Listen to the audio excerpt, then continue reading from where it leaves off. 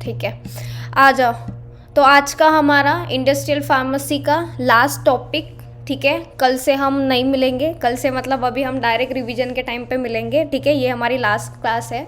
आपको कॉस्मेटिक और एनडीडीएस जो है वो रिवीजन के पहले कराया जाएगा, ठीक है, मतलब साथ साथ में हो जाएगा।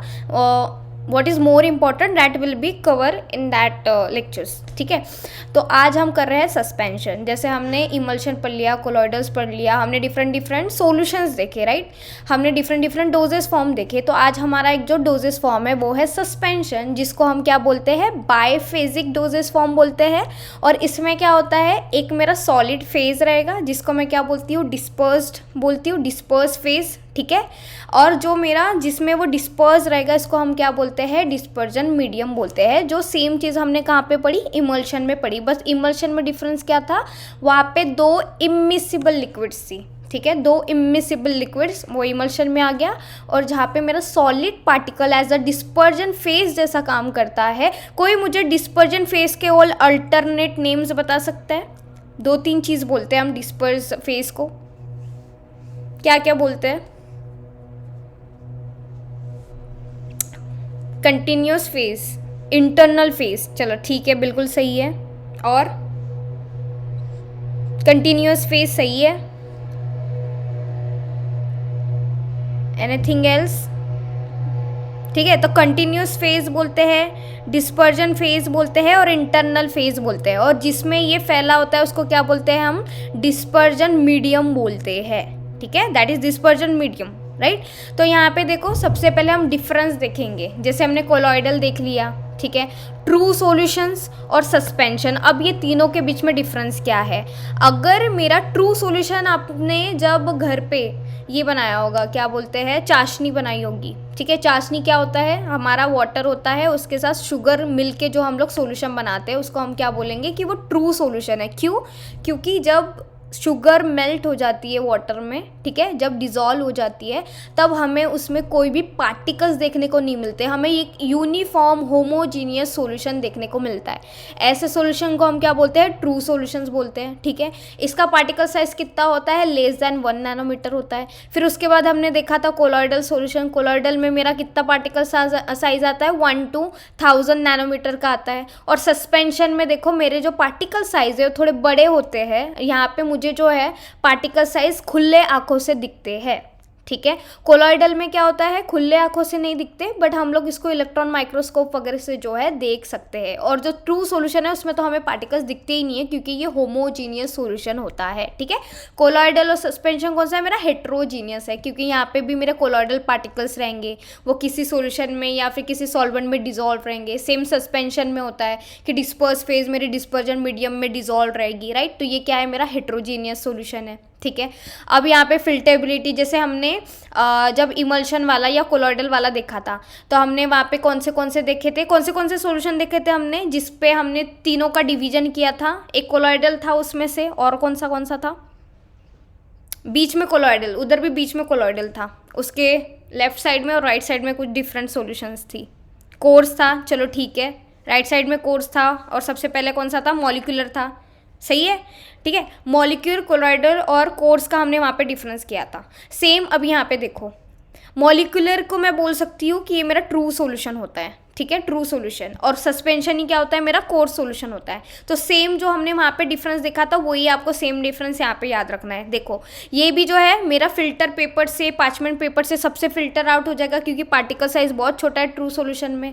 यहाँ पे देखो, मेरा जो मेम्ब्रेन है उससे पास नहीं होगा, बट जो पार्चमेंट फिल्टर पेपर, हम लोग नॉर्मल जो फिल्टर पेपर यूज़ करते हैं उसमें से कोलॉइडल सॉल्यूशन जो है पास होता है।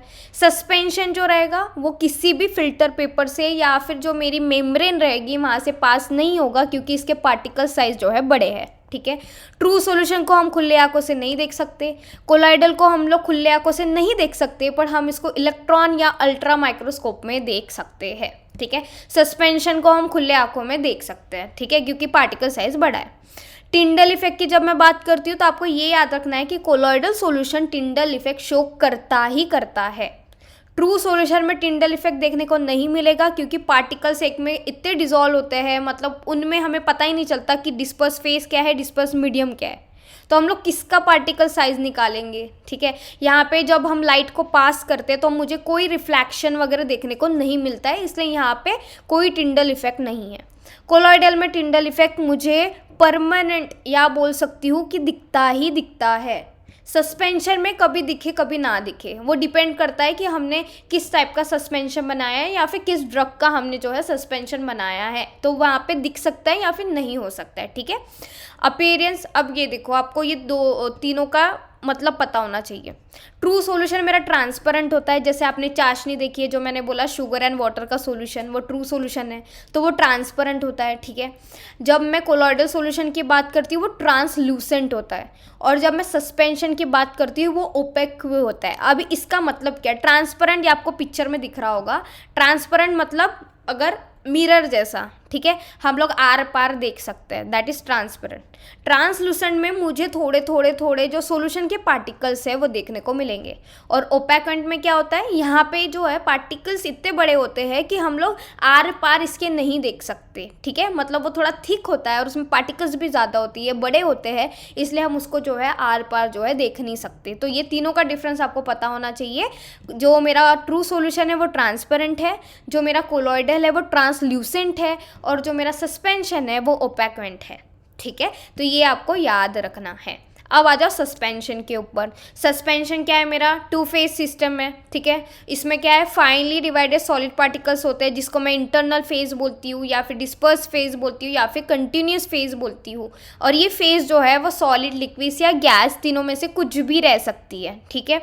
अगर वहीं पे मैं नैनो सस्पेंशन की बात करूँ, नैनो सस्पेंशन में देखो मेरा पार्टिकल साइज कितना रहेगा, लेस दैन 50 नैनोमीटर, ठीक है। लेस दैन 50 नैनोमीटर मेरा पार्टिकल का साइज रहेगा, कहाँ पे, नैनो सस्पेंशन में, ठीक है। ये एक चीज़ याद रखनी है आपको, लेस दैन 50 नैनोमीटर, ठीक है। जो मेरा फार्मास्यूटिकल सस्पेंशन होता है वो कोर्स होता है।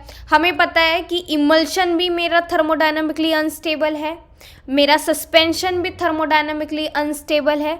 और यहाँ पे क्या होता है, जो मेरे सॉलिड पार्टिकल, जिसको मैं इंटरनल फेज बोल रही हूँ, या फिर कंटिन्यूस फेज बोल रही हूँ, या फिर डिस्पर्स फेज बोल रही हूँ, ये क्या होते हैं, डिस्पर्स होते हैं डिस्पर्सिंग मीडियम में with the help of suspending agent. ये लाइन इंपॉर्टेंट है।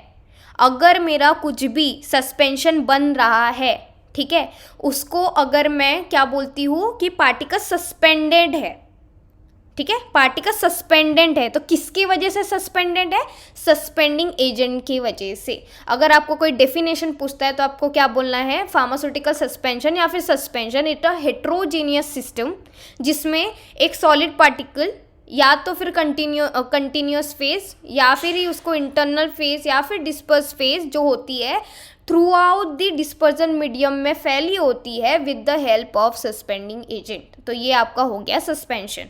वहीं पे अगर मैं इमल्शन की बात करूँ, सस्पेंडिंग एजेंट के एग्जाम्पल आपको सामने आएंगे, धीर रखिए, फॉर्मुलेशन ही पढ़ रहे हैं हम लोग, इंडस्ट्रियल फार्मेसी ही पढ़ रहे हैं, ठीक है। एग्जाम्पल सबके आएंगे, ठीक है, सस्पेंडिंग एजेंट के आएंगे, जो भी हम वेटिंग एजेंट्स यूज़ कर रहे हैं, अलग अलग जो फॉर्मुलेशन में हम लोग सब्सटेंस यूज़ कर रहे हैं वो सब आएंगे, धीर रखो थोड़ा।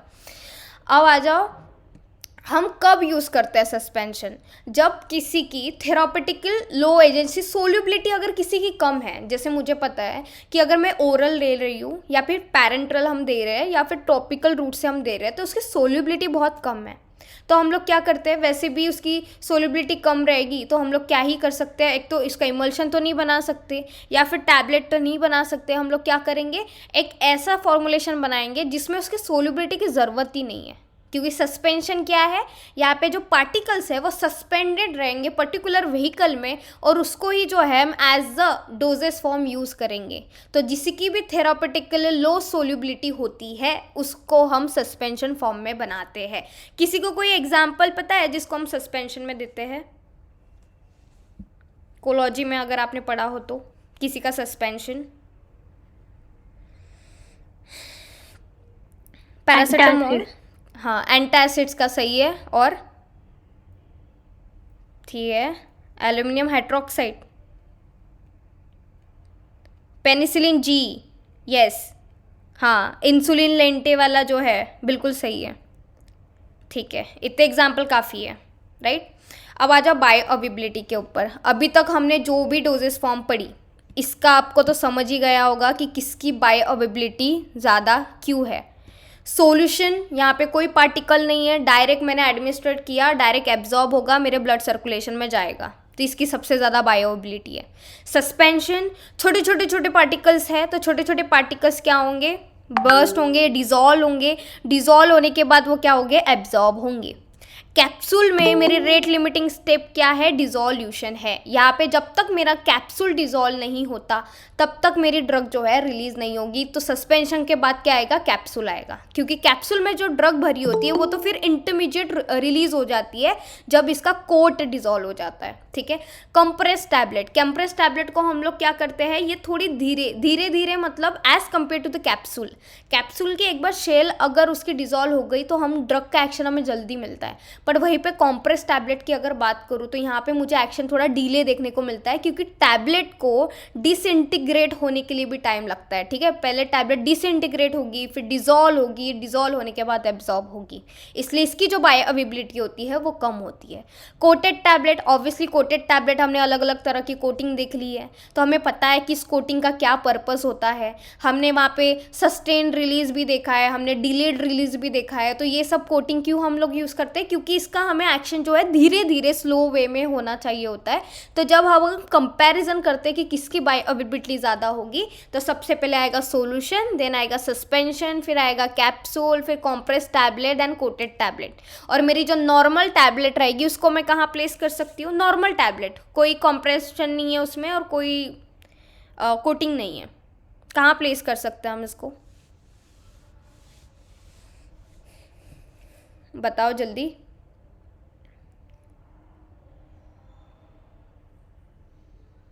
अरे बोलो, कहाँ प्लेस कर सकते हैं, कैप्सूल के पहले या कैप्सूल के बाद। ये तो क्लियर है ना कि पहले सॉल्यूशन आएगा, सस्पेंशन की जगह कोई नहीं छोड़ सकता, आफ्टर कैप्सूल। एक ने आंसर दिया, बाकी कैप्सूल के बाद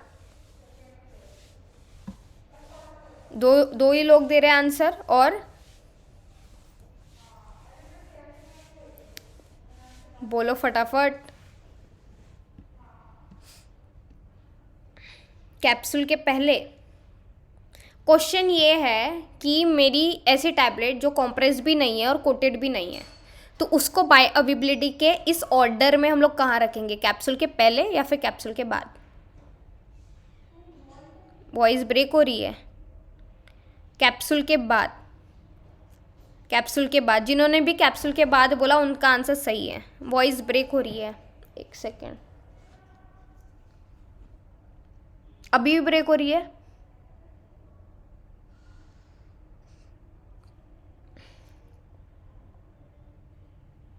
अभी भी हो रही है वॉइस ब्रेक, ठीक है ठीक है। हाँ, तो हम इसको कैप्सूल के बाद रखेंगे, क्योंकि जो मेरी एक्स्ट्रा स्टेप है कौन सी, डिसइंटीग्रेशन वाली, तो वो तो अगर मेरी कॉम्प्रेस रही तो भी मुझे लगेगी, नॉर्मल मेरा टैबलेट रहा तो भी मुझे लगेगा। तो मुझे कैप्सूल को कम टाइम लगता है, बट वहीं पे अगर मैं टैबलेट की बात करूँ तो वहाँ पे मुझे ज़्यादा समय लगता है, क्योंकि वहाँ पे सबसे पहले डिसइंटीग्रेशन होगा, फिर डिसोल्यूशन होगा, उसके बाद जो है एब्जॉर्प्शन देखने को मिलेगा। अब आ जाओ इसके ऊपर, सस्पेंशन की जो होती है बायोअवेबिलिटी, या फिर जो हम बोलते हैं कि ये कौन से ऑर्डर से मेरे बॉडी में वर्क कर रही है, तो ये होती है ज़ीरो ऑर्डर काइनेटिक्स, ठीक है। ये याद कर लो, सस्पेंशन, ज़ीरो ऑर्डर काइनेटिक्स। मुझे डिफरेंस बताओ, zero order kinetic, first order kinetics, और कौन सी drug zero order kinetics follow करती है। कोई ट्रिक सुनी होगी ना आपने, zero watt power, zero order kinetics में कौन सी drug zero order kinetics follow करती है। देन उसके बाद डिफरेंस बताओ, what is difference between first order kinetics and zero order kinetics. Elimination depend on concentration, it's of first और zero order. Pratyusha, dependent बोला है आपने, independent of concentration zero order kinetics है, बिल्कुल सही है। वारफरीन, अल्कोहल और जीरो वैट पावर, वैट में कौन सी ड्रग आ रही है, पावर में कौन सी ड्रग आ रही है, फिनेटोइन, बिल्कुल सही है। वारफरीन सही है, अल्कोहल सही है, थियोफाइलिन भी सही है। और टी से कोई ड्रग है, थियोफाइलिन हो गई, और टी से कोई ड्रग है, टोलब्यूटामाइड, चलो बिल्कुल सही है, टोलब्यूटामाइड। और पी से कौन सी ड्रग है, फिनेटोइन, चलो फिनेटोइन। बिल्कुल सही है। तो ये जो ड्रग्स होती है मेरी कौन सी ऑर्डर काइनेटिक्स फॉलो करती है, ज़ीरो ऑर्डर काइनेटिक्स फॉलो करती है। और अगर मैं, हाँ, एस्प्रिन बिल्कुल सही है यशश्री, ठीक है, एस्प्रिन। तो अगर मैं इसकी बात करूँ फर्स्ट ऑर्डर काइनेटिक और जीरो ऑर्डर काइनेटिक्स, तो फर्स्ट में क्या होता है, वो dependent elimination depend on the concentration कितनी है ड्रग की, उसके हिसाब से करेगा। और जो zero order kinetic independent of concentration होता है, पर वहाँ पे अमाउंट पे रहता है, ठीक है, और वहाँ पे कांस्टेंट चीज़ें चलती है, ठीक है, जीरो ऑर्डर काइनेटिक्स में। अगर मैं अल्कोहल की बात करूँ, अल्कोहल में ये बोल सकती हूँ कि अगर कोई पीता हो, जोक सपाट, ठीक है, अगर कोई पीता हो तो आप पहले पी लो पूरी, उसके बाद आपको ऐसा लगता है कि एलिमिनेट हो जाएगा ड्रग, मतलब जो अल्कोहल है वो जल्दी एलिमिनेट हो जाएगा, बट वो क्या फॉलो करती है, जीरो ऑर्डर काइनेटिक्स। कॉन्सेंट्रेशन पे डिपेंडेंट नहीं है, आपने हाई कॉन्सेंट्रेशन ले लिया, अगर वही फर्स्ट ऑर्डर काइनेटिक्स फॉलो किया होता तो ज़्यादा कॉन्सेंट्रेशन तो ज़्यादा एलिमिनेशन होता, बट वहीं पे वो जीरो ऑर्डर काइनेटिक फॉलो करती है, तो वो क्या होगा, आपने ज़्यादा कॉन्सेंट्रेशन तो ले लिया है, पर आपको पता है कि ये पर्टिकुलर अमाउंट ही जो है वो निकालेगी, ठीक है। तो वो जो है ना, जो ज़्यादा लेते हैं तो उनके ज़्यादा देर तक नशा होता है, ठीक है। जस्ट समझने के लिए समझो कि जीरो ऑर्डर काइनेटिक और फर्स्ट ऑर्डर काइनेटिक कैसे काम करता है, ठीक है। कोलॉजी में तो पढ़ाई होगा, बायोफार्म में भी जो है आपको ज़्यादा डिटेल में आएगा। तो जो सस्पेंशन है वो भी मेरा कौन सा ऑर्डर फॉलो करता है, जीरो ऑर्डर काइनेटिक जो है फॉलो करता है, ठीक है। ये जो इसकी physical stability, sedimentation and compaction जो है वो मेरा प्रॉब्लम कॉज कर सकता है जब मैं इसका फॉर्मुलेशन कर रही हूँ, या फिर मैं इसको कहीं पे लॉन्ग टर्म के लिए जो है प्रिजर्व करके रख रही हूँ, क्योंकि मुझे पता है कि इसमें पार्टिकल्स है जो सोल्यूबल नहीं होते हैं, इसको हमने सस्पेंडिंग एजेंट यूज़ करा हुआ है, तो वो कभी ना कभी जो है फिजिकल इंस्टेबिलिटी वहाँ पे आ सकती है, या फिर जो मेन मेरा प्रॉब्लम है सेडिमेंटेशन यहाँ पे मुझे देखेगा, और सेडिमेंटेशन के वजह से मुझे क्या मिल सकता है, वेट वेरिएशन मिल सकता है डोजेस फॉर्म में, ठीक है। अब आ जाओ सामने, classification of suspension. Classification based on the 3 categories. पहली कौन सी है, रूट ऑफ एडमिनिस्ट्रेशन क्या है, अगर ओरल रह रहे तो ओरल सस्पेंशन, अगर लोशन वगैरह है एक्सटर्नल अप्लीकेशन वाला तो वो अलग हो गया, पैरेंटल अगर हम यूज़ कर रहे हैं तो parental suspension, right. On the basis of particle size, अगर मेरा पार्टिकल साइज कितना हुआ, 1 माइक्रोन से क्या है, ज़्यादा है या कम है, ठीक है, 1 माइक्रोन से, अगर मेरा 1 माइक्रोन से कम है तो इसको हम क्या बोलते हैं, कोलॉइडल सस्पेंशन बोलते हैं। वहीं पे अगर 1 माइक्रोन से मेरा क्या हुआ, ज़्यादा हुआ तो उसको कोर सस्पेंशन बोलेंगे। वहीं पे अगर मेरा 10 नैनोमीटर इसके ऊपर रहा तो क्या इसको नैनो सस्पेंशन बोलेंगे, राइट। नैनो में मेरा नैनोमीटर आ गया, 10 nanometre. Based on electrokinetic property nature जो भी है उसका पार्टिकल का, तो एक तो फ्लॉक्यूलेटेड, ये आपके लिए इंपॉर्टेंट है, मोस्ट ऑफ द क्लासिफिकेशन में से आपके लिए इंपॉर्टेंट कौन सा है, फ्लॉक्यूलेटेड एंड डी फ्लॉक्यूलेटेड सब, ठीक है। अभी फ्लॉक्यूलेशन का मतलब क्या होता है, डी फ्लॉक्यूलेशन का मतलब क्या होता है। फ्लॉक्यूलेशन से आपको समझ में आ रहा होगा कि किसी चीज़ के जो है ग्रुप्स बन रहे हैं, एग्रीगेशन हो रहा है, इसको हम बोलते हैं फ्लॉक्स, ठीक है। फ्लॉक्स मतलब समझ लो बॉल्स बन रही है। और डीफ्लॉक्यूलेटेड का मतलब जो है पार्टिकल्स जो है वो सेपरेट प्रेजेंट है, मतलब एक पार्टिकल दूसरे पार्टिकल के कांटेक्ट में बिल्कुल नहीं है, ठीक है। एग्लोमेरेशन होता है, बिल्कुल सही है। तो फ्लॉक्यूलेशन में एग्लोमेरेट बनेंगे, एग्रीगेट्स बनेंगे, और डीफ्लॉक्यूलेशन में मेरे पार्टिकल जो है सिंगल प्रेजेंट होते हैं। तो ये मेरा बेसिक डिफरेंस है फ्लॉक्यूलेटेड डीफ्लॉक्यूलेटेड में। अब ये देखो यहाँ पे क्या हुआ, एग्रीगेट्स बन गए, बड़े बड़े पार्टिकल्स बन गए, तो ऑब्वियसली इसका साइज बढ़ गया है, इसका वेट बढ़ गया है, तो रेट ऑफ सेडिमेंटेशन हमें पता है क्या होगा, हाई होगा। अगर किसी ने स्टोक्स लॉ अच्छे से पढ़ा होगा तो उसको पता है कि अगर मेरी रेडियस बढ़ जाती है या फिर साइज बढ़ जाता है तो मेरा रेट ऑफ सेडिमेंटेशन क्या हो जाता है, हाई हो जाता है। तो मेरा rate of sedimentation flocculated suspension में हाई होता है, ठीक है। यहाँ पे मेरा देखो रेट ऑफ सेडिमेंटेशन लो होता है क्योंकि पार्टिकल्स जो होते हैं वो सिंगल एंटिटी में प्रेजेंट होता है, तो यहाँ पे जो है उसका वेट बहुत कम रहेगा, तो वो धीरे धीरे सेटल होते हैं, बहुत धीरे धीरे, ठीक है। यहाँ पे देखो पार्टिकल्स जल्दी से सेटल हो रहे हैं, तो उसके ऊपर का जो लिक्विड है वो ऑब्वियसली क्लियर दिखेगा ना मुझे, मेरे जो भी पार्टिकल्स सॉल्यूशन में प्रेजेंट है वो क्या हो रहा है, एक एग्रीगेट बना रहे हैं, ठीक है, अलग अलग एग्रीगेट बना रहे हैं, और एग्रीगेट बनाने के बाद वो क्या हो रहा है, सेटल हो रहे हैं, ठीक है। अभी वो नीचे सेटल हो गए, मतलब जो ऊपर का सॉल्यूशन है वो मेरा क्या रहेगा, सुपरनेटेंट रहेगा, ठीक है, यहाँ पे क्लियर सॉल्यूशन मुझे देखने को मिलेगा, ऊपर का जो रीजन रहेगा। यहाँ पे देखो पार्टिकल्स पूरे सॉल्यूशन में यूनिफॉर्म फैले हुए हैं, इनका सेडिमेंटेशन लो है, तो ये धीरे धीरे जा रहे हैं, तो पूरे पार्टिकल में मतलब जो पूरा सॉल्यूशन जो है उसमें पार्टिकल्स डिस्पर्स रहेंगे, तो वो मुझे क्या दिखेगा, क्लाउडी सुपरनेटेंट फ्लूइड देखने को मिलेगा। ये समझा क्या, ये क्लियर है क्या कि यहाँ पे क्यों क्लियर है और वहाँ पे क्यों क्लाउडी है, ये समझा है क्या, ये बताओ।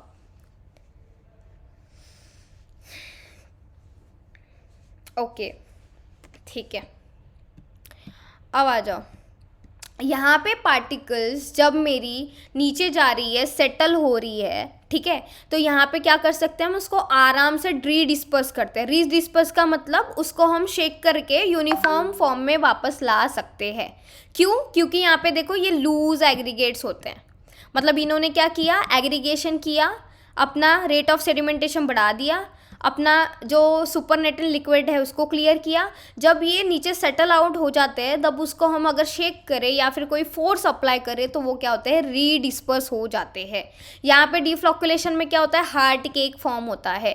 वाई हार्ट केक, क्योंकि यहाँ के जो पार्टिकल्स होते हैं वो धीरे धीरे सेटल होंगे, और सेटल जब होते हैं तो एकदम टाइट फॉर्म में सेटल होते हैं, ठीक है। मतलब अगर मेरे पास बड़े पार्टिकल्स है फिर छोटे पार्टिकल्स है तो वो क्या कर लेंगे, एक दूसरे के अंदर एकदम फिक्स्ड हो जाएंगे, और फिक्स होने की वजह से ये हार्ट केक बनाते हैं। तो अगर हम इसको रीडिस्पर्स करने की कोशिश करें तो ये रीडिस्पर्स नहीं होते हैं, ठीक है। तो यहाँ पे इसलिए जो मेरा फ्लॉक्युलेटेड सस्पेंशन है इसको हम फार्मास्यूटिकल एक्सेप्टेड है, और ये जो होता है ये मेरा फार्मास्यूटिकली एक्सेप्टेड नहीं होता है। क्यों, क्योंकि इसको हम रीडिस्पर्स नहीं कर सकते, तो मुझे यहाँ पे क्या मिल सकता है, weight variation in the dosage form जो है देखने को मिलेगा। यहाँ पे मुझे यूनिफॉर्म डिस्ट्रीब्यूशन देखने को नहीं मिलता है, ठीक है। अब आ जाओ रियोलॉजी की बात। रियोलॉजी ये मेरा एक तो प्लास्टिक फ्लो दिखाएगा क्योंकि इसमें बड़े बड़े फ्लॉक्स बन रहे हैं, ठीक है। तो ये तो मेरा प्लास्टिक फ्लो दिखाएगा या तो फिर सूडो प्लास्टिक फ्लो दिखाएगा, ठीक है, मतलब शेयर थिनिंग वाला फ्लो आएगा। यहाँ पे देखो वहीं पे मैं डीफ्लॉकुलेटेड की बात करूँ तो जब कम कॉन्सेंट्रेशन है, ऑब्वियसली कम कॉन्सेंट्रेशन रहेगा तो वो वाटर जैसा ही फ्लो शो करेगा, इसलिए तब मेरा न्यूटोनियन फ्लो आता है जब कॉन्सेंट्रेशन कम है।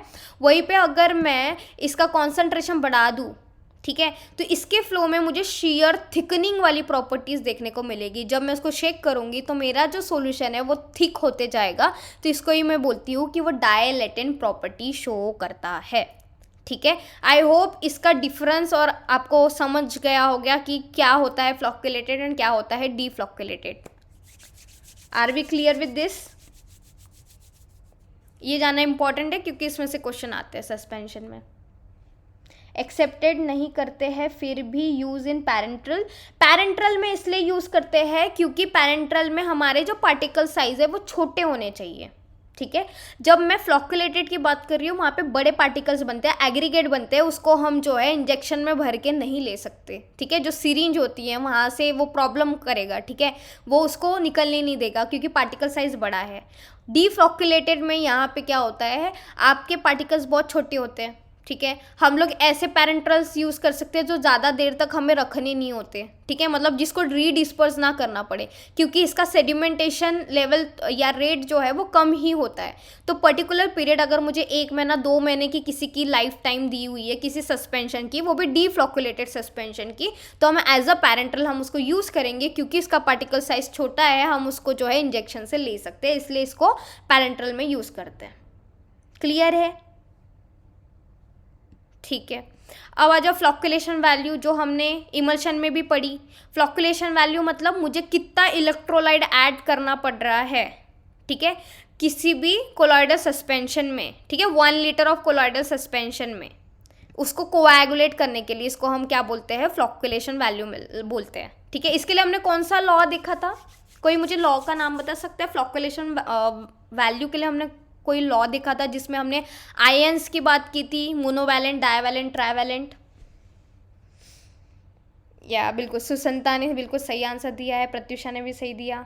चलो ठीक है। हार्डी-सेंस लॉ वो क्या बोलता है, जो मोनो है उसमें कम पावर होती है, डाई में ज़्यादा पावर होती है और ट्राई में उससे ज़्यादा भी पावर होती है, ठीक है। वैलेंसी की बात की थी। चलो बिल्कुल सही है। जिसको याद नहीं आ रहा है वो इमल्शन जाके फिर से पढ़े। अब आ जाओ हमारा स्टेबिलिटी एक्सेप्ट ऑफ सस्पेंशन की बात करेंगे हम लोग, ठीक है। अब यहाँ पे सबसे पहले हम स्ट्रोक्स लॉ की बात करेंगे। अभी तक हमने number of time strokes law को डिस्कस कर लिया है, फिर भी मैंने इसको एक बार डाल दिया है कि हाँ किसी के दिमाग में नहीं गया हो तो। स्ट्रोक्स लॉ क्या बोलता है, मेरा जो मेरा रेट ऑफ सेडिमेंटेशन है वो किसके डायरेक्टली प्रोपोर्शनल होता है, एक तो उसका साइज, ठीक है, पार्टिकल साइज, और उसके डेंसिटी डिफरेंस कितना है डिस्पर्जन फेस और डिस्पर्जन मीडियम के बीच में, ठीक है।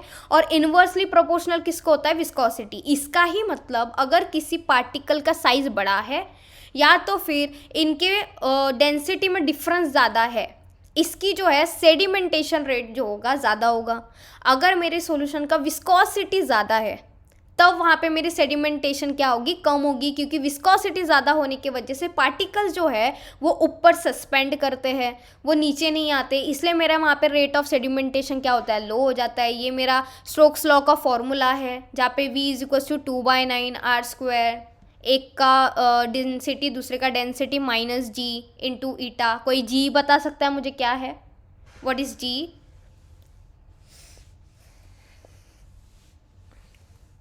What is g here? Particle size की बात की, डेंसिटी, विस्कोसिटी की बात की, रेस्ट क्या बचा, ग्रेविटी बचा। इसको ही हम लोग एक्सेलरेशन ड्यू टू ग्रेविटी बोल सकते हैं, ठीक है। एक्सेलरेशन ड्यू टू ग्रेविटी बिल्कुल सही है। अब आ जाओ, यहाँ के आपको दो फॉर्मूले से याद रखने हैं। एक ये वाला जहाँ पे 9/2 मतलब 2/9 वाला आप याद करते हो, और सेकंड आपको ये याद करना है d², जहाँ पे यहाँ पे मैं रेडियस की बात कर रही हूँ, यहाँ पे मैंने किसकी बात की, डेंसिटी की बात की, ठीक है। अगर मैं यहाँ पे ही देखो जो मेरी डायमीटर है, सॉरी डायमीटर को अगर मैं रेडियस में लिखूँ तो क्या होता है, 2r होता है, 2r होगा, ठीक है। अभी यहाँ पे d का स्क्वायर है तो यहाँ पे भी इसका होल स्क्वायर होगा।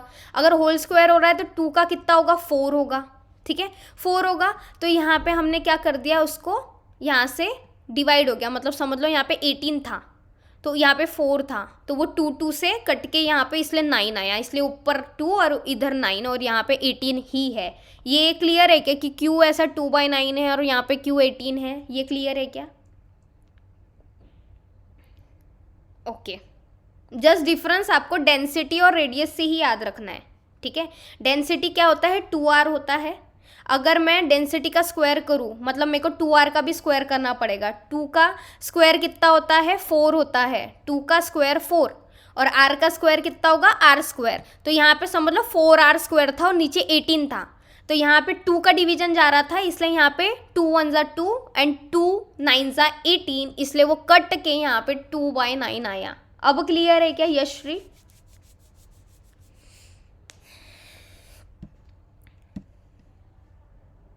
बिल्कुल सही है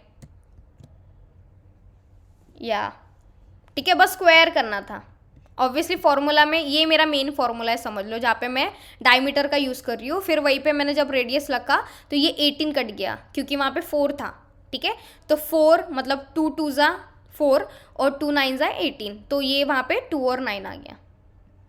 चलो आ जाओ सामने।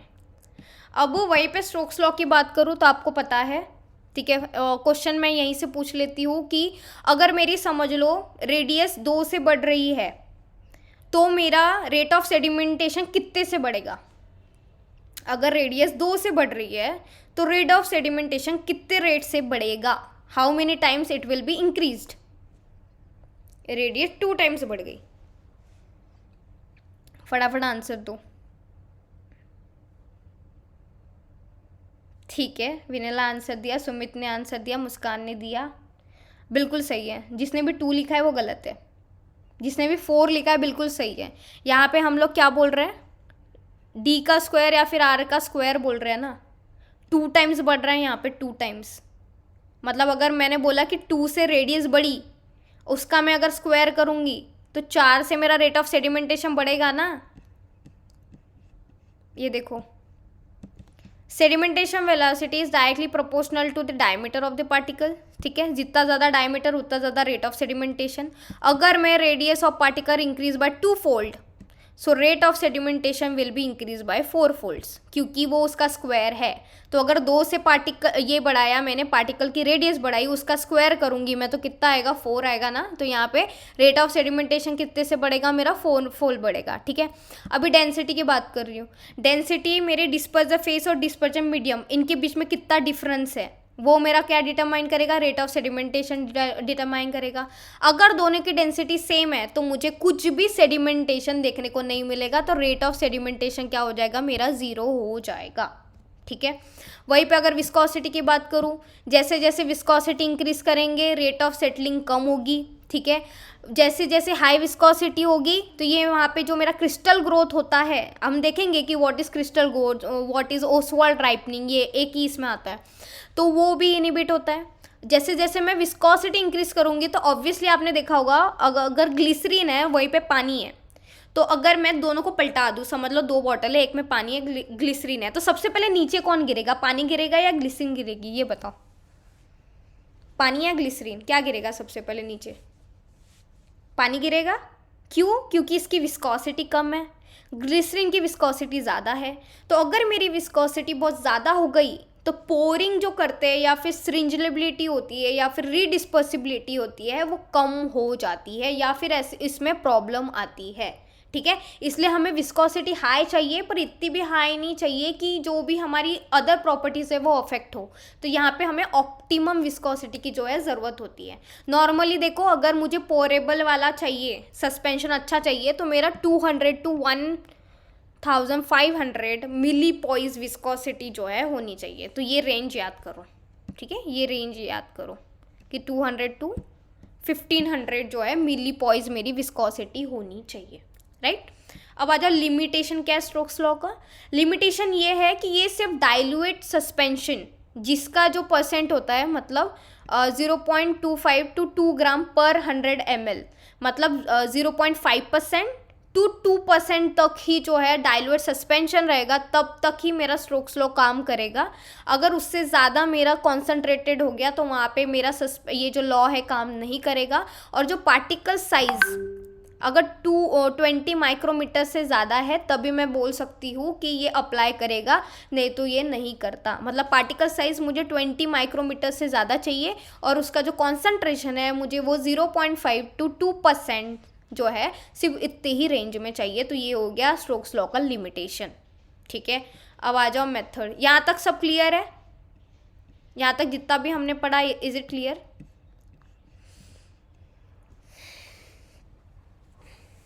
बोलो, आज एकदम थके थके से क्यों हो तुम लोग, पहली क्लास है? Clear ma'am.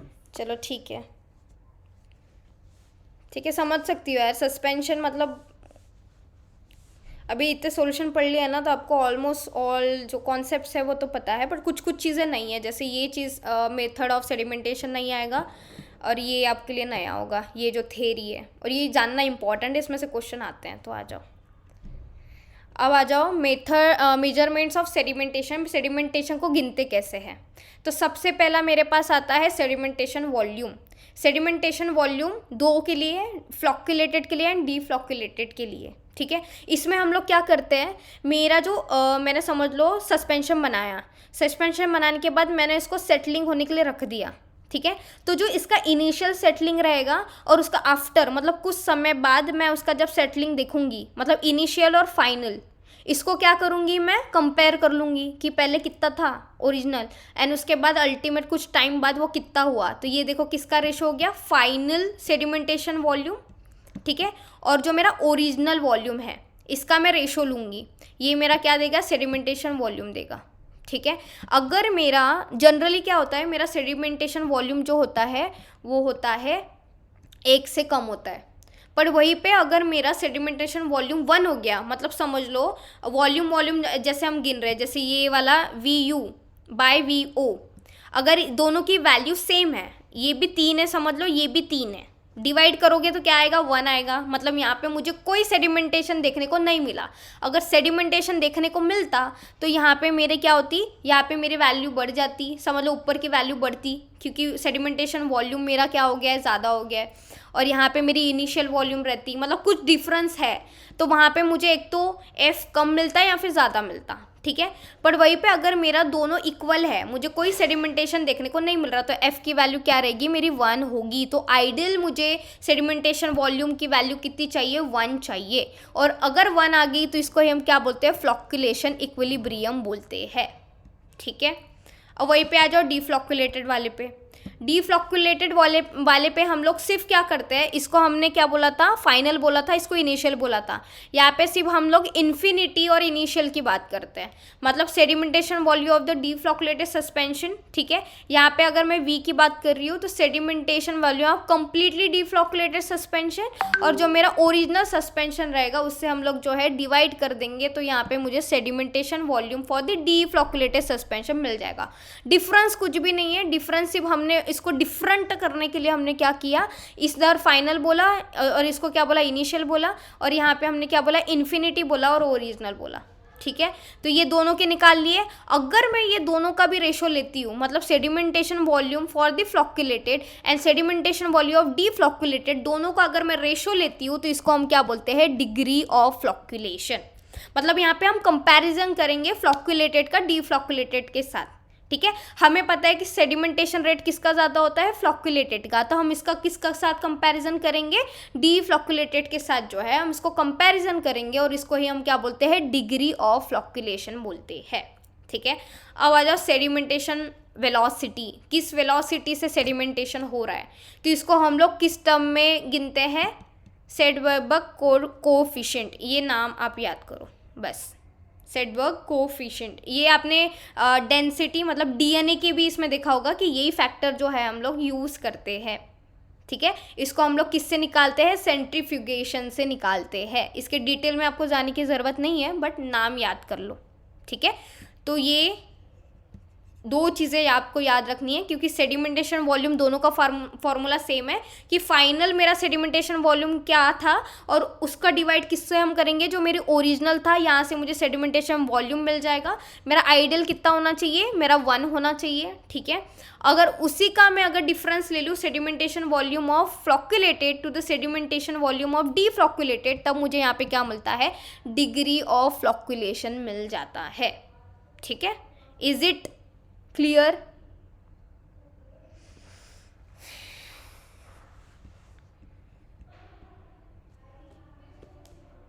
ओके, सबको ही है या बस,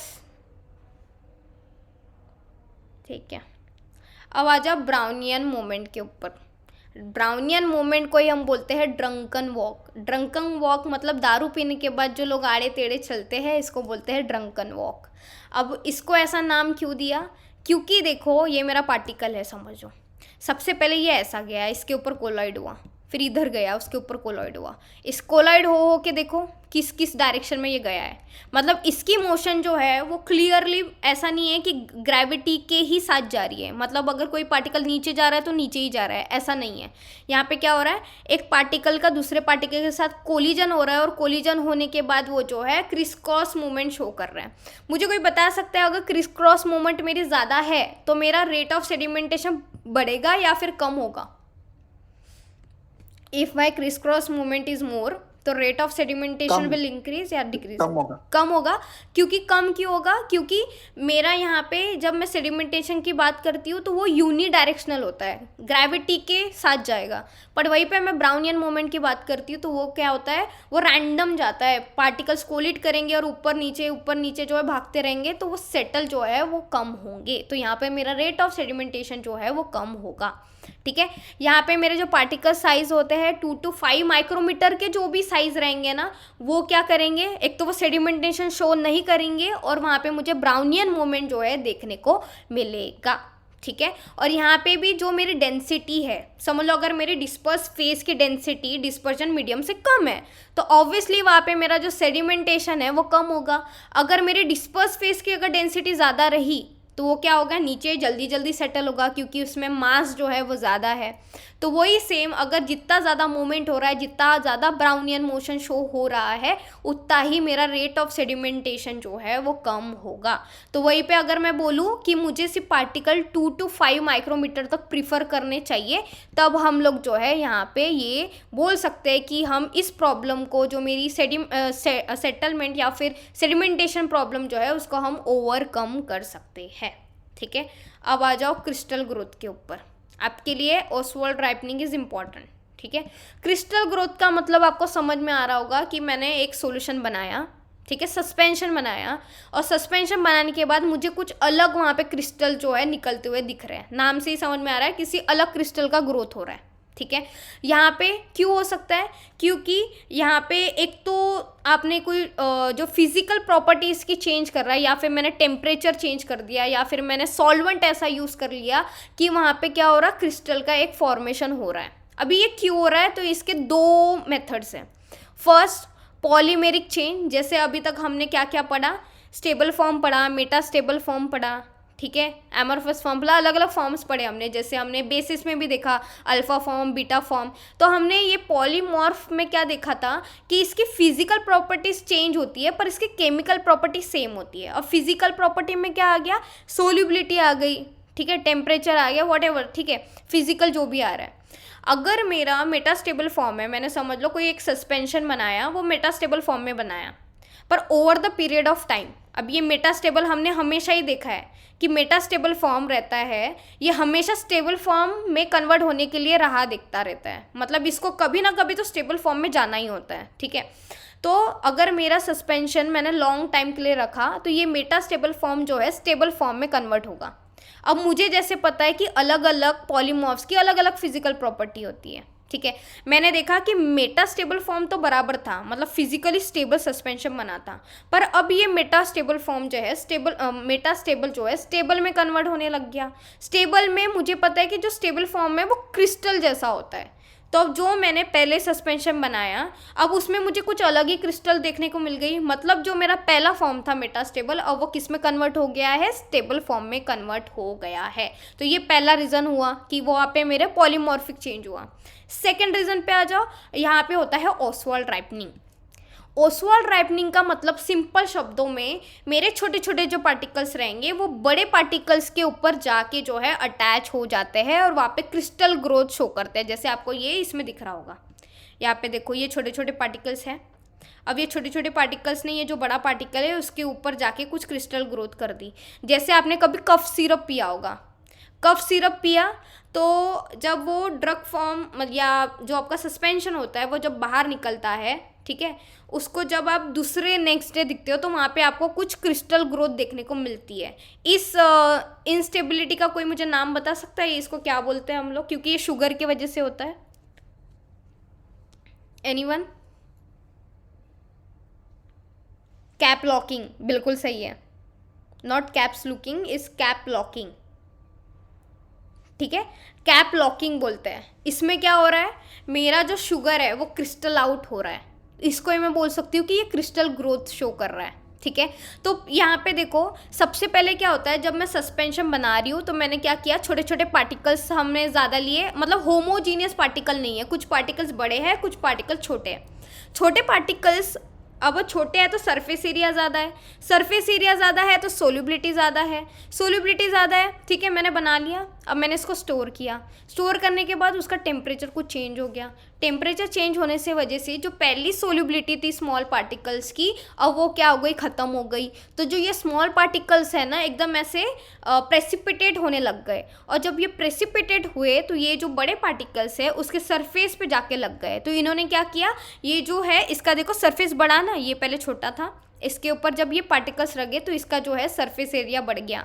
तो यहाँ पे सरफेस एरिया बढ़ा तो इसके वजह से क्या होगा, एक तो मेरा रेट ऑफ सेडिमेंटेशन भी बढ़ेगा, और सेकेंड जो मेरी डोज यूनिफॉर्मिटी थी, ठीक है, मेरा जो सॉल्यूशन था वो यूनिफॉर्म था, वो क्या हो चुका है, वो ख़त्म हो गया है। यहाँ पे साइज डिस्ट्रीब्यूशन बराबर नहीं है।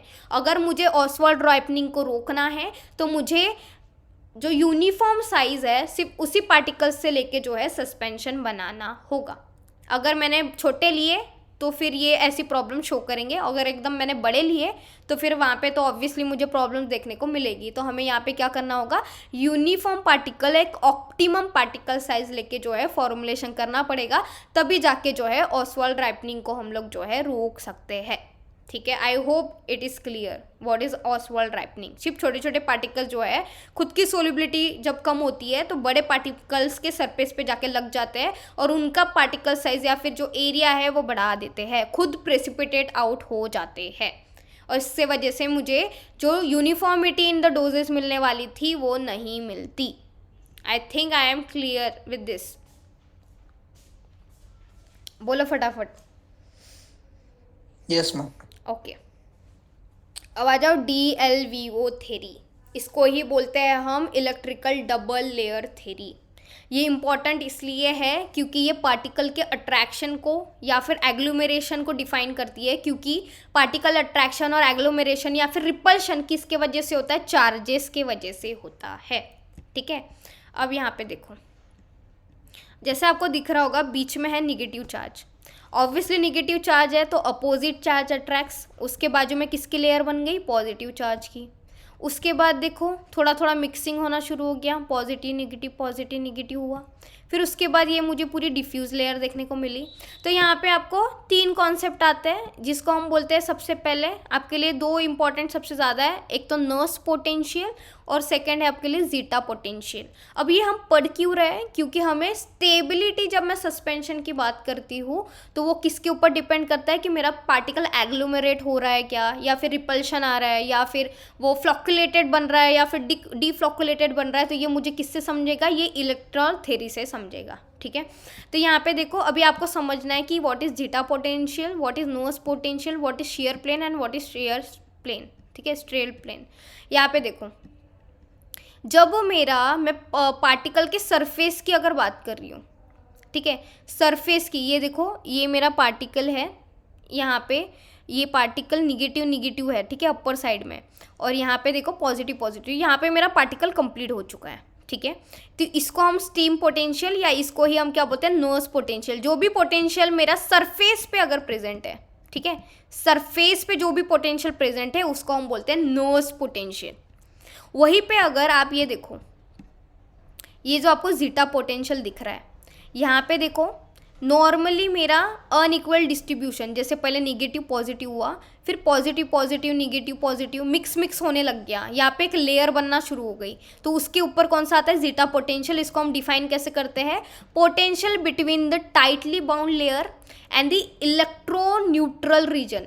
ये देखो, ये जो मेरी ब्लू डॉटेड लाइन दिख रही है, ये क्या होगी, ये टाइटली बॉन्डेड रीजन है मेरा सबसे पहले, क्योंकि यहाँ पे मेरा पार्टिकल खत्म हो रहा है। इस पार्टिकल के ऊपर जो मेरा पोटेंशियल है उसको हमने कौन सा पोटेंशियल बोला, नोस पोटेंशियल बोला। और जब ये पार्टिकल के बाहर, ये देखो मेरा न्यूट्रल जोन आ रहा है, न्यूट्रल, क्योंकि यहाँ पे पॉजिटिव भी है निगेटिव भी है, पॉजिटिव भी है निगेटिव भी है, तो इसके बीच में जो पोटेंशियल रहेगा इसको हम बोलते हैं जीटा पोटेंशियल। ठीक है, आपको सिर्फ डिफरेंस समझना है कि कहाँ पे नोस्ट आ रहा है, कहाँ पे जीटा आ रहा है। ठीक है, अभी ये शेयर प्लेन जहाँ पे मेरा टाइटली बाउंड है, ठीक है, ये जो मेरा पूरा टाइटली बाउंड है, यहाँ पे मेरा शेयर प्लेन आ जाएगा। ठीक है, second layer contains the predominantly hydrogenated counter ions that are loosely attract to the surface of the particle. ये देखो मेरे निगेटिव है, ये पॉजिटिव मैं बोल सकती हूँ कि हाइड्रोनियम आयन या हाइड्रोजन आयन है, ठीक है, हाइड्रोक्सिल आयन। तो यहाँ पे जो है, यहाँ पे मेरा कौन सा पोटेंशियल है, यहाँ पे स्ट्रीन प्लेन बोल सकती हूँ मैं, ठीक है, इसको, और शेयर प्लेन, राइट। और यहाँ पे अगर मैं स्ट्रीन प्लेन की बात करूँ तो मेरा जो फर्स्ट लेयर है और जो सेकंड लेयर है, ये देखो यहाँ पे आपको दिख रहा होगा, ये जो मेरी फर्स्ट लेयर है और ये सेकंड लेयर है, इसके बीच में जो होता है उसको स्ट्रीन लेयर बोलते हैं। तो आपको बस 2 चीज़ अच्छे से याद करो, जो सरफेस के ऊपर है इसको हम बोलेंगे नोस पोटेंशियल, जो मेरे सरफेस और मेरा जो इलेक्ट्रॉन न्यूट्रल रीजन बाद में आता है उसमें कौन सा होता है, जीटा पोटेंशियल होता है। वहीं पे अगर मैं शेयर प्लेन की बात करूँ तो जो मेरी सेकेंड ये हाइड्रोजन वाली आयन है, जो पॉजिटिव, यहाँ पे मेरा कौन सा आता है, शेयर प्लेन आता है। वहीं पे अगर मैं स्ट्रेन की बात करूँ तो जो मेरी फर्स्ट लेयर और सेकंड लेयर के बीच में मुझे जो भी दिखेगा इसको मैं स्ट्रेन लेयर बोलती हूँ या फिर स्ट्रेन पोटेंशियल बोलती हूँ। आई होप दिस इज़ क्लियर। अब सामने देखते हैं कि एग्जैक्टली ये हमारे लिए क्यों इम्पॉर्टेंट है, वाई दिस इज़ इम्पॉर्टेंट। ठीक है, अगर मैं कंपैरिजन करूं कि कौन सा पोटेंशियल किससे बड़ा है, सबसे बड़ा मेरा होता है नोज पोटेंशियल, ये आपको याद करना है। सबसे बड़ा होता है नोज पोटेंशियल, उसके बाद आता है स्ट्रेन पोटेंशियल और उसके बाद आता है जीटा पोटेंशियल।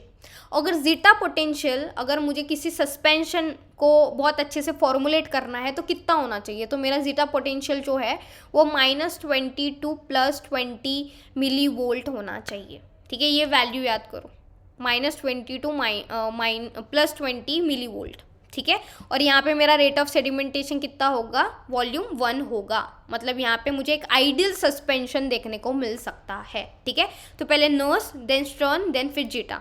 ठीक है, अब आ जाओ DLVO थ्योरी कि एग्जैक्टली DLVO थ्योरी बोलती क्या है। और DLVO का फुल फॉर्म यहाँ पे लिखा हुआ है, साइंटिस्ट का नाम है ये जिन्होंने निकाली।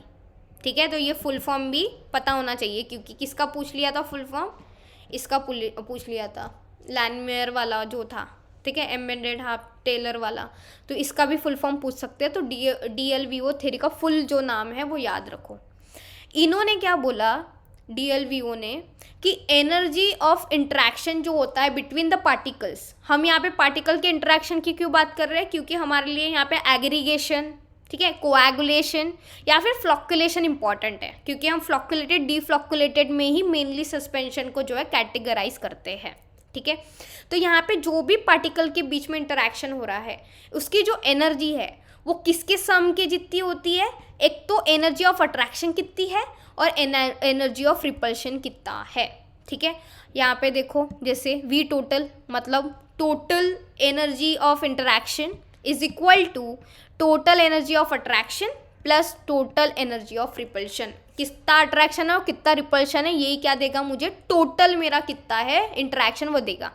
अभी on the basis of this मेरे पास 3 टाइप का मिल सकता है कि अगर इंटरेक्शन ऐसा है तो क्या मिलेगा। सबसे पहले अगर मेरा समझो अट्रैक्शन रिपल्शन अगर सेम है, यहाँ से पॉजिटिव एनर्जी भी सेम है, यहाँ से निगेटिव एनर्जी, दोनों इक्वल है, तो नो इंटरेक्शन, कोई इंटरेक्शन नहीं होगा, तो पहला नो इंटरेक्शन। एक तो कोएगुलेशन मुझे देखने को मिलेगा, कोएगुलेशन होगा मतलब इजी टू रीडिस्पर्स बिल्कुल नहीं होगा। आपको कोएगुलेशन, कोई मुझे कोएगुलेशन और फ्लॉक्युलेशन के बीच में डिफरेंस बता सकता है? कोएगुलेशन एंड फ्लॉक्युलेशन, कोएगुलेशन को हम लोग इमल्शन में कवर कर लिया है हमने already.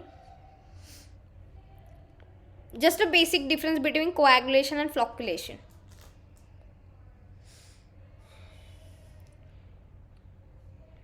Anyone? Reversible, irreversible, okay चलो ठीक है, सही है। इलेक्ट्रोलाइट ऐड करके कोएगुलेशन होता है, चलो ये भी पॉइंट सही है, पर जो बेसिक डिफरेंस है ये बिल्कुल सही है। जैसे गौरव ने बोला कि कोएगुलेशन हमारा इरिवर्सिबल होता है और फ्लॉक्युलेशन हमारा रिवर्सिबल होता है, क्योंकि इसको हम जो है रीडिस्पर्स कर सकते हैं। तो अगर मेरा इंटरेक्शन बहुत स्ट्रांग है, समझ लो, ठीक है, पार्टिकल्स एक दूसरे में एकदम घुस रहे हैं, वहाँ पे कोएगुलेशन हो रहा है, तो उसको हम रीडिस्पर्स नहीं कर सकते। फ्लॉक्युलेशन में क्या होगा, एक मेंटेन बैलेंस रहेगा, मतलब वो अट्रैक्ट हो रहा है, एग्रीगेट तो फॉर्म कर रहा है, पर वो रीडिस्पर्स भी हो रहा है। तो आपको ये किससे समझेगा, इससे, ये प्राइमरी मैक्सिमम, प्राइमरी मिनिमा। आपको सिर्फ इतना याद रखना है, ये टेबल, ठीक है, ये टेबल याद करना है आपको, इसके ऊपर क्वेश्चन पूछा गया है और फिर से पूछेंगे। ठीक है, यहाँ पे देखो डायग्राम में, यहाँ पे मेरा नीचे क्या है, निगेटिव, ठीक है, यहाँ पे क्या होता है, अट्रैक्शन होता है। ऊपर क्या है मेरा, पॉजिटिव, यहाँ पे क्या होता है, रिपल्शन होता है। जो नीचे है निगेटिव वाला, यहाँ पे मेरा सबसे पहले क्या होता है, प्राइमरी मिनिमम होता है। ठीक है, प्राइमरी मिनिमम, फिर ये जाता है ऊपर, ठीक है, जहाँ पे मेरा रिपल्शन हो रहा है, वहाँ पे क्या होता है, प्राइमरी मैक्सिमम होता है। अभी ऊपर जाने के बाद फिर से नीचे आता है, पर ये देखो बहुत ज़्यादा नीचे नहीं आया। ठीक है, जैसे ये इसका लेवल यहाँ पे, पर इसका लेवल यहीं पे है, इसको हम क्या बोलते हैं, सेकेंडरी मिनिमम बोलते हैं। अब इसका सिग्निफिकेंस क्या है, ये देखो, जैसे हमने यहाँ पे देखा कि प्राइमरी मिनिमम में मेरा अट्रैक्शन हाई है। अगर अट्रैक्शन हाई है तो यहाँ पे इरिवर्सिबल कोएगुलेशन होगा। ठीक है, कोएगुलेशन होगा तो हम इसको रीडिस्पर्स बिल्कुल नहीं कर पाएंगे। वहीं पे अगर मैं प्राइमरी मैक्सिमम की बात करूँ तो यहाँ पे क्या है, हाई रिपल्शन है, रिपल्शन ज़्यादा है, मतलब कोएगुलेशन नहीं बनेगा। ठीक है। नॉर्मली हम जो सस्पेंशन डिफ्रेंशिएटेड पाते हैं वैसा मिलेगा, ठीक है। या फिर बोल सकते हैं कि हमें डीफ्लॉक्यूलेटेड मिलेगा, ठीक है। वहीं पे अगर मैं सेकेंडरी मिनिमम की बात करूँ तो यहाँ पे अट्रैक्शन देखो, जैसे प्राइमरी मिनिमम में था उतना नहीं था, बस थोड़ा सा है, वीक अट्रैक्शन है, ठीक है। तो यहाँ पे जो है फ्लॉक्यूलेशन देखने को मिलेगा, और फ्लॉक्यूलेशन वाले सस्पेंशन को हम इजीली रीडिस्पर्स कर सकते हैं। I hope this is clear to you. ये इंपॉर्टेंट है, इसमें से क्वेश्चन आता है। नीचे में अट्रैक्शन है, ऊपर में रिपल्शन है, बीच में जीरो। पहले प्राइमरी मिनिमम आएगा, फिर ऊपर गया प्राइमरी मैक्सिमम, फिर सेकेंडरी मिनिमम। यहाँ पे मेरा इरिवर्सिबल कोएगुलेशन हो रहा है, यहाँ पे मुझे क्या हो रहा है, प्रिवेंट कोएगुलेशन नहीं हो रहा है। फिर जब मेरा नीचे जा रहा है थोड़ा सा अट्रैक्शन आया तो फ्लॉक्यूलेशन हो रहा है, जो मेरे लिए क्या होता है, फार्मास्यूटिकली एक्सेप्टेड होता है। Is it clear to you?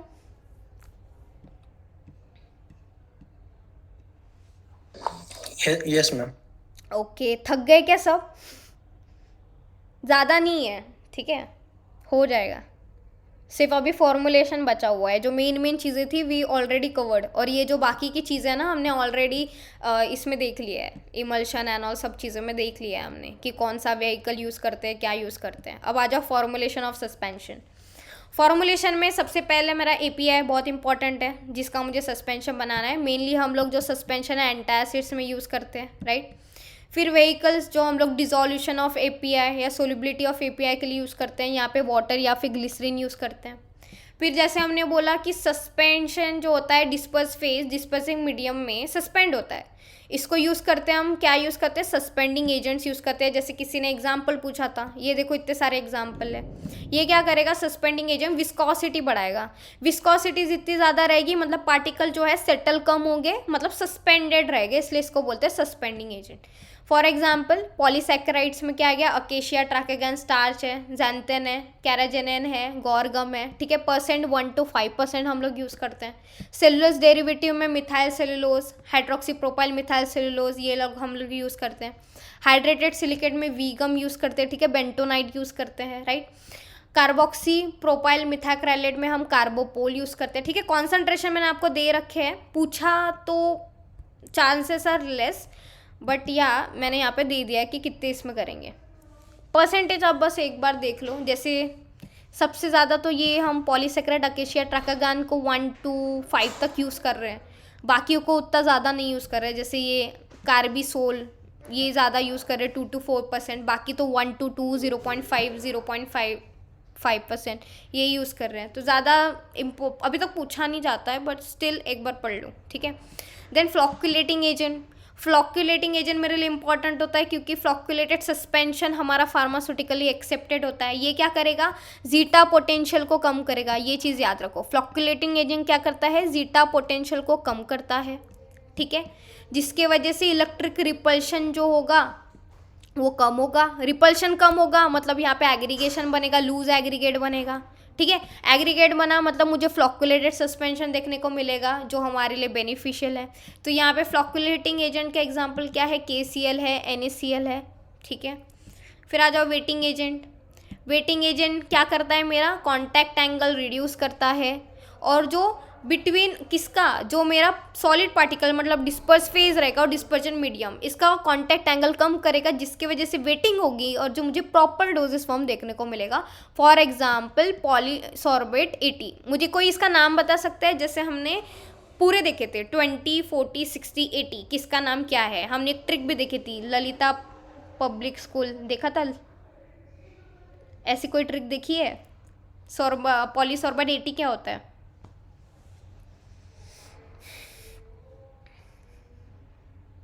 किसी को याद नहीं। पॉलीसॉर्बेट 80, 20, 40, 60, 80 ऐसा कुछ देखा है हमने। ललिता पब्लिक स्कूल ऑफिस, लॉरियट 20, ओलियट, ललिता पब्लिक स्कूल ऑफिस, ओ से क्या आता है, ओ से क्या आता है, ओलेट आता है ना। तो ऐसे खो से क्यों गए तुम लोग, सब भूल गए हो क्या। एल से क्या था, मतलब अगर 20 पूछा तो क्या आएगा, क्लियर तो है, अगर ट्विन भी पूछ रहे स्पान भी पूछ रहे तो दोनों में सेम ही है, 20, 40, 60, 80 लॉरेट, ठीक है। P for Lalita public school office, P for LPSO, सही है बिल्कुल। पालमेट, पालमेटेड, चलो बिल्कुल सही है। सामने S, रिवीजन चाहिए बेटा तुम लोगों को, इतनी जल्दी नहीं भूलना। ओलिएट, चलो ठीक है। LPSO तो याद है कम से कम। ललिता पब्लिक स्कूल ऑफिस याद रखो, आराम से याद रहेगा। 20, 40, 60, 80 क्या होता है। डायरेक्ट मैच द पेयर या फिर डायरेक्ट देके पूछ लेते हैं, इसलिए इसको मत भूलो। स्ट्रक्चर्ड व्हीकल, अब आ जाओ। स्ट्रक्चर्ड व्हीकल आपको नाम से समझ में आ रहा हो कि कुछ तो भी स्ट्रक्चर प्रेजेंट है। अब व्हीकल मतलब हमारा क्या है, सॉल्वेंट है। अब स्ट्रक्चर्ड व्हीकल मतलब ये देखो आपको स्ट्रक्चर दिख रहा होगा नेट जैसा, नेट जैसा स्ट्रक्चर दिख रहा है। तो क्या होता है, जब मैं इसको डीफ्लोकुलेटेड सस्पेंशन में डालती हूँ स्ट्रक्चर्ड व्हीकल को, अब पार्टिकल्स मुझे पता है धीरे धीरे सेटल होते हैं, धीरे धीरे सेटल होते हैं, पर जब सेटल हो जाते हैं तो हार्ड केक बनाते हैं। अब ये हार्ड केक मुझे चाहिए नहीं, हार्ड केक नहीं चाहिए, तो मैं क्या यूज़ करूँगी, स्ट्रक्चर्ड व्हीकल यूज़ करूँगी, मतलब उसकी विस्कोसिटी थोड़ा बढ़ा दूंगी, ठीक है।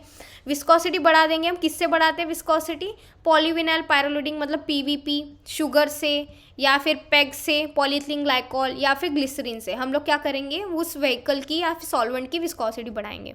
विस्कोसिटी बढ़ने से क्या होगा, इस टाइप का हमें कुछ स्ट्रक्चर समझ लो देखने को मिलता है। और ये स्ट्रक्चर में जो है पार्टिकल्स को इंटेंगल करके रखता है, मतलब इसको नीचे सेटल होने नहीं देता, एक दूसरे में जो है उसको फंसा के रखता है, मतलब उसको डिस्पर्स रखता है यूनिफॉर्मली, तो इसको बोलते हैं हम स्ट्रक्चर्ड व्हीकल। सिमिलर काम जो प्रोटेक्टिव कोलॉइड्स का था, जिसको हमने गोल्ड नंबर से डिफाइन किया था, ठीक है, वही सेम काम क्या करता है, स्ट्रक्चर्ड व्हीकल करता है। ये जो है थिक्सोट्रोपिक प्रॉपर्टी शो करता है। थिक्सोट्रोपिक प्रॉपर्टी मतलब अगर मुझे पता है कि मुझे सेडिमेंटेशन कब नहीं चाहिए, जब मैं किसी डोजेस फॉर्म को सेल्फ पे रख रही हूँ, मतलब बेचने के लिए मैंने किसी दुकान में रखा या फिर मैंने किसी पेशेंट को दिया, तो अभी वो एक जगह पे है, तब वो कौन सा फॉर्म शो करता है, जेल फॉर्म में रहेगा, मतलब विस्कोसिटी ज़्यादा रहेगी। जब मैं उसको पोर करती हूँ, अब मुझे उसको एडमिनिस्ट्रेट करना है, तब वो किस में कन्वर्ट होता है, सोल में कन्वर्ट होता है। वो फिर से वो क्या है, जेल में कन्वर्ट होगा, जब मैं उसको जो है नॉर्मली जो है प्लेस पे रखूँगी। तो सोल जेल सोल, या मेनली जेल सोल जेल, मतलब जो हम थिक्सोट्रोपिक की बात कर रहे हैं, ये वाली प्रॉपर्टी कौन दिखाता है, स्ट्रक्चर्ड व्हीकल दिखानी चाहिए, ठीक है, नॉर्मली, क्योंकि इसके वजह से मेरा जो है रेट ऑफ सेडिमेंटेशन कम होगा और जो हार्ड केक वाला प्रॉब्लम आ रहा था वो भी जो है मेरा कम होगा, ठीक है। तो ये हो गया स्ट्रक्चर्ड व्हीकल को लेकर। अब आ जाओ evaluation of suspension, this is your last topic from this, ठीक है। इवैल्यूएशन में अगर अपीयरेंस की बात करूँ, हम देख के बता सकते हैं, ठीक है, विजुअल अपीयरेंस। पीएच हम किससे गिनेंगे, पीएच मीटर से। पार्टिकल साइज मैं काउंटर मेथड, डिफ्रैक्शन मेथड या फिर ऑप्टिकल माइक्रोस्कोप यूज़ कर सकती हूँ। अगर मुझे जीटा पोटेंशियल कैलकुलेट करना है तो जीटा पोटेंशियल एनालाइजर हम लोग यूज़ करेंगे या फिर इलेक्ट्रोपोएटिक मीन्स हम लोग यूज़ करेंगे, राइट। विस्कोसिटी निकालने के लिए सबसे ज़्यादा आपको मेन कौन सा याद रखना है, बुकफील्ड विस्कोमीटर। बाकी आप नहीं भी याद रखें तो चलेगा, बुकफील्ड विस्कोमीटर याद रखो, इसके लिए यूज़ करते हैं, इवन इमल्शन के लिए भी। फ्लक्चुएटिंग वॉल्यूम के लिए हम लोग, अगर आपने कभी कॉलेज में इसका प्रैक्टिकल किया होगा तो मेजरिंग सिलेंडर हम लोग यूज़ करते हैं। मेजरिंग सिलेंडर में सबसे पहले हम लोग क्या करेंगे, सस्पेंशन डालते हैं, फिर उसको कुछ समय तक हम लोग क्या करते हैं, सेटल होने देते हैं। फिर जो मेरा इनिशियल वॉल्यूम रहेगा और जो मेरा फाइनल में जो सेडिमेंटेशन देखने को मिलता है, इसको हम जो है कंपेयर कर लेते हैं। तो वहाँ पे हम लोग क्या यूज़ करते हैं, मेजरिंग सिलेंडर यूज़ करते हैं। फिर आता है सेडिमेंटेशन वेलोसिटी, अगर मुझे निकालना है तो सेंट्रीफ्यूगेशन मेथड हम लोग यूज़ करेंगे, ठीक है। वहीं पे अगर मुझे API जो मेरा एक्टिव फार्मास्यूटिकल इंग्रेडिएंट है, अगर उसका ऐसे करना है मुझे, तो जो भी मेरे पास कंपोडियल मेथड होगी, मतलब जो भी मेरे बुक्स में लिखा होगा कि ये इसका प्रोसीजर है, इसका ऐसे करना है, तो हम लोग वो यूज़ करेंगे। जैसे IP यूज़ करते हैं, BP USP यूज़ करते हैं, वो यूज़ करके हम लोग ऐसे करेंगे, राइट। और अगर स्टेबिलिटी अगर मुझे देखना है तो हम लोग इसका कहाँ यूज़ कर सकते हैं, एक तो एक्सेलरेटेड स्टेबिलिटी टेस्टिंग करेंगे, या तो भी हम लोग इसको फ्रीज करेंगे थ्रू टेम्परेचर साइक्लिंग से साथ। मुझे कोई बता सकता है, अगर मुझे बायोएबिलिटी टेस्ट करनी है तो कितना टेम्परेचर पे करेंगे, अगर मुझे उसका फिजिकल प्रॉपर्टी चेक करना है तो कितने टेम्परेचर पे करेंगे, दो अलग टेम्परेचर 4 हमने देखे। Degree 37 degree 4 degree Celsius and 37 degree. 37? Are you got yes sure? Yes 37? Yes ma'am मुझे ऐसा क्यों लग रहा है कि इसका टेम्परेचर एक्सेलरेटेड स्टेबलाइजिंग, चलो ठीक है 35 हाँ 35 37 ओके ठीक है ठीक है। तो इसके लिए हम लोग क्या यूज़ करते हैं, ये दो टेम्परेचर पे, एक तो मैं 4 पे देखूंगी या तो फिर मैं इसको 35 37 के बीच में देखूंगी। उसके वजह से मुझे एक्सेलरेटेड या फिर उसकी फिजिकल स्टेबिलिटी डिफरेंट टेम्परेचर पे कितनी रहती है वो मुझे पता चल जाएगा। तो this is all about suspension. I hope this all things are clear which I have mentioned here, because जो चीज़ मैंने लाई है वही आपके लिए इम्पॉर्टेंट है। इससे ज़्यादा और घुसने की, ये प्राइमरी मिनिमम ये ज़्यादा लोगों को समझता नहीं है, बट आई ट्राइड कि आपको इससे समझे कि कहाँ पे हाई अट्रैक्शन क्यों हो रहा है, क्यों repulsion and why this weak attraction, उसके वजह से कहाँ पे कोएगुलेशन हो रहा है, कहाँ पे फ्लॉकुलेशन हो रहा है। This is important for you. And also DLVO therapy is, ये जो पार्ट है पूरा यहाँ से DLVO theory and electric double layer theory, this is important. ठीक है, स्ट्रक्चर व्हीकल को रिपीट करती हूँ। Oswald ripening is important, right? ठीक है, ये आपको समझना इंपॉर्टेंट है। इसमें से पूछते कि सेडिमेंटेशन वॉल्यूम क्या होता है और डिग्री ऑफ फ्लॉकुलेशन क्या होता है और आइडल की कितनी होती है। तो F=1 होना चाहिए। F= अगर 0 रहा तो वो आंसर नहीं होगा, ये भी याद रखना। ठीक है, स्ट्रोक्स लॉ आपको अच्छे से समझ गया होगा। फ्लॉकुलेटेड डिफ्लॉकुलेट का डिफरेंस बहुत अच्छे से पता होना चाहिए। दैट्स इट, बाकी चीज़ तो आपको ऑलरेडी क्लियर होगी। स्ट्रक्चर व्हीकल में ऐसा व्हीकल जिसमें कुछ जाली जैसा स्ट्रक्चर प्रेजेंट हो, और जाली जैसा स्ट्रक्चर प्रेजेंट रहेगा मतलब पार्टिकल उसके अंदर जो फंस जाएंगे, और फंस जाएंगे तो नीचे सेटल नहीं होंगे, सेटल नहीं होंगे तो हार्ट केक नहीं बनाएगा, हार्ट केक नहीं बनाएगा तो हम उसको नॉर्मली जो है यूज़ कर सकते हैं। अगर डिफ्लॉकुलेटेड भी रहा तो फिर भी हम उसको यूज़ कर सकते हैं, क्योंकि स्ट्रक्चर्ड व्हीकल वहाँ पे जो है रेट ऑफ सेडिमेंटेशन को बहुत ज़्यादा स्लो कर देगा। और इतना स्लो करने के बाद हम जो है नॉर्मली जो है जो भी पीरियड होता है 3 मंथ्स 4 मंथ्स 6 मंथ्स का, हम उसको आराम से जो है यूज़ कर सकते हैं। पर्टिकुलर एक जो है जाली जैसा स्ट्रक्चर प्रोवाइड करेगा और पार्टिकल्स को वहाँ पे फंसा के रखेगा, इसलिए पार्टिकल नीचे नहीं जाएंगे। आई hope this is clear. Okay, किसी को कोई डाउट है यहाँ पे और?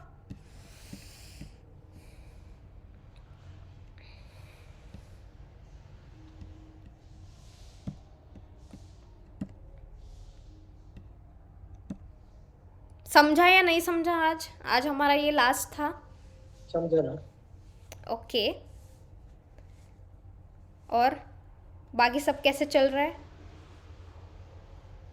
और किसी ने ना वो फीडबैक फॉर्म में ऐसा लिखा था कि कंटेंट थोड़ा कम होता है। मुझे बताओ, अगर मैं पूरी बुक छाप दूँ यहाँ पे आपके सामने रख दूँ, पूरे नोट्स में ही डाल दूँ मैं जो बुक में लिखा है, तो मेरा क्या फ़ायदा? मेरा तो काम ही वो है कि मैं आपको सिंपल करके दूँ ना चीज़ें, मैं आपको एक्सट्रैक्ट करके दूँ चीज़ें, वही आपके काम में आएगी। मैम डिफ्लॉकुलेटेड में जीटा पोटेंशियल क्या होगा? डिफ्लॉकुलेटेड एंड फ्लॉकुलेटेड में दोनों में जीटा पोटेंशियल सेम होगा। -20 टू +20 तक जीटा पोटेंशियल चाहिए होता है। ठीक है, अगर उससे कम रहा फिर भी काम नहीं बन रहा, अगर उससे ज़्यादा भी रहा तो फिर भी काम नहीं बन रहा। ठीक है, मुझे वही चीज़ बताओ, किसी ने लिखा कि कंटेंट थोड़ा ज़्यादा होना चाहिए, तो अगर मैं बुक ही उठा के रख दूँ तो मेरा ये नोट्स बनाने का कोई मतलब ही नहीं है ना। मैं डायरेक्ट बुक खोल दूँगी PDF यहाँ पे और उसमें से ही बताऊँगी, है ना। तो मेरा काम ही वही है कि मैं एक्सट्रैक्ट करके दूँ आपको जो आपके लिए इम्पॉर्टेंट है, कि आपका कम समय में वो चीज़ आप कर लो, राइट। तो जिसका भी सजेशन था, आई ट्राई कि थोड़ा और ज़्यादा कंटेंट में डाल पाऊँ। रिवीजन में तो हम लोग टेबल से ही रिवाइज़ करेंगे, वही तो टैलेंट है शॉर्ट में इम्पॉर्टेंट निकालना। अब वो कौन समझा है मुझे बताओ। मैं सब चीज़ें आपको टेबल में डाल के देने का कोशिश करती हूँ कि टेबल हम फटाफट रिवाइज़ करते हैं, ठीक है। और लास्ट में आपको टेबल ही याद आएंगे फॉर श्योर। आप कितनी भी बुक पढ़ लो, कितनी भी बड़ी बड़ी लाइंस पैराग्राफ पढ़ लो, आपको लास्ट में टेबल ही याद आना है, ठीक है। इसके बाजू में ये लिखा हुआ था, ये याद आना है। तो इसलिए जिसका भी सजेशन था मैं उसको एक्सेप्ट करती हूँ। कभी अगर लगा मुझे कि हाँ इसमें ये कंटेंट वो कंटेंट, ठीक है, डाल के मिल जाएगा, कोई इशू नहीं है। बाकी रिव्यूज़ तो मेरे लिए तो ठीक ठाक थे। I got also maximum votes, तो चलो वो भी बात अच्छी है। मैम इमल्शन की वीडियो अपलोड, हाँ वो मैं आकाश सर को बोल दूँगी, वो पार्थ मेरे हाथ में नहीं है। मैंने उन मतलब उन्होंने नहीं शिफ्ट किया होगा तो मैं बोल दूँगी उनको। ठीक है, वो हो जाएगा आज। इसका भी वीडियो तो अपलोड हो जाएगा आज ही, नोट्स भी अपलोड हो जाएंगे। ठीक है, वो आकाश सर को देती हूँ मैं नोट्स अपलोड करने, बाकी चलो ठीक है। अब बताओ कम समय में कैसा चल रहा है आपका? बहुत कम समय बचा हुआ है।